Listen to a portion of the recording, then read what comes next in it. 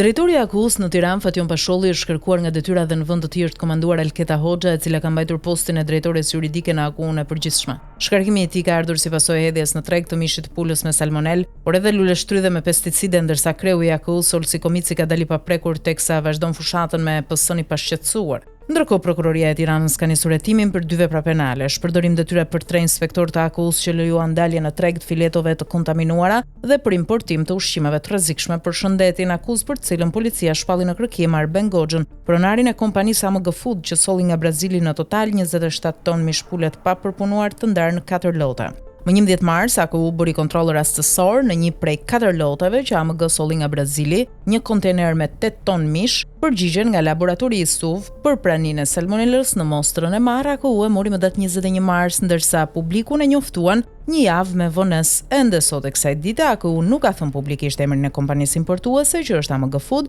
dhe as nuk ka bërë të ditur se cilat janë 154 bizneset që blen sasinë e mishit me salmonel. AKU nuk ka dhënë urdhër të shkruar që biznesit mos nxjerr nga porti i Durrësit mishin pa pritur më parë përgjigjet e analizave, por thjesht e ka informuar se mori mostër. AKU është shprehur se pjesa më e madhe, gati 5 ton, është bllokuar ndërsa vijojnë kontrollet për të tërhequr çdo sasi nga tregu fast food.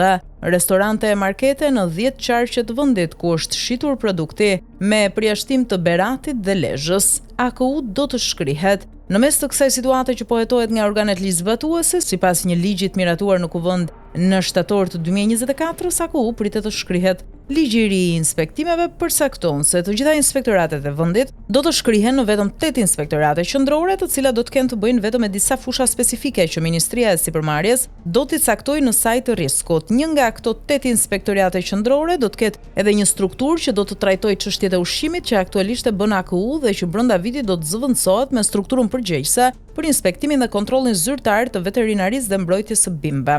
Ky ligj është publikuar në fletoren zyrtare më 13 nëntor dhe hyn në fuqi më 13 maj. Më tej institucionet kanë 6 muaj të plotësojnë aktet nënligjore për të ngritur 8 inspektoriatet e tjera.